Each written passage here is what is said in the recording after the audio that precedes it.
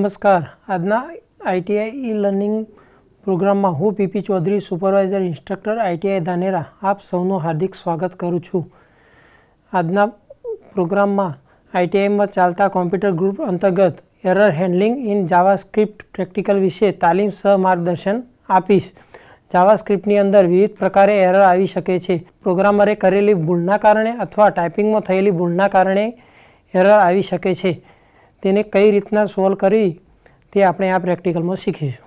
અહીંયા આપણે HTMLની અંદર એક પ્રોગ્રામ લીધેલ છે. જાવાસ્ક્રિપ્ટની અંદર કઈ રીતના એરરને હેન્ડલ કરવી તે શીખીશું. આપણે સ્ક્રિપ્ટની અંદર ટ્રાય સ્ટેટમેન્ટની અંદર ADDLERT એટલે કે અહીંયા સિન્ટેક્સમાં ભૂલ કરેલ છે, જેની એરર અહીંયા કેચ સ્ટેટમેન્ટની મદદથી document.getElement by id demo.innerHTML =err.message ની મદદથી આપણને અહીંયા એરર ડિસ્પ્લે થશે. જે પ્રોગ્રામને રન કરતો અહીંયા આ પ્રકારનું આઉટપુટ જોવા મળે છે, જ્યાં ADDLERT ઇઝ નોટ ડિફાઇન્ડ પ્રકારની એરર જોવા મળે છે.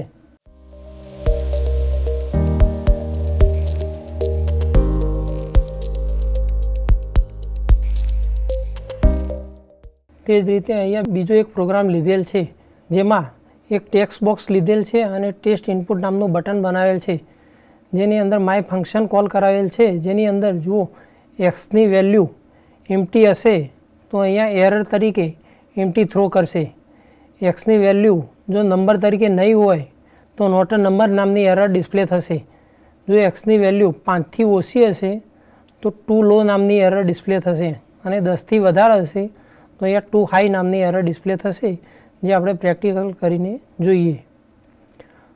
તો અહીંયા એમ્પ્ટી રાખતા ટેસ્ટ ઇનપુટ જોતા ઇનપુટ ઇઝ એમ્પ્ટી નામની એરર જોવા મળે છે. અહીંયા કોઈ નંબર સિવાયનો કેરેક્ટર લેતા ટેસ્ટ ઇનપુટમાં input is not a number નામની એરર જોવા મળે છે. અહીંયા 5થી ઓછો અંક લેતા ટેસ્ટ ઇનપુટમાં ઇનપુટ ઇઝ ટુ લો નામની એરર જોવા મળે છે. જ્યારે 10થી વધારેનો ટેસ્ટ ઇનપુટ જોતા ઇનપુટ ઇઝ ટુ હાઈ નામની એરર જોવા મળે છે. તો આજે આપણે ટ્રાય, કેચ અને થ્રો સ્ટેટમેન્ટની મદદથી જાવાસ્ક્રિપ્ટમાં આવતી એરરને કઈ રીતના હેન્ડલ કરવી તે શીખ્યા. આભાર.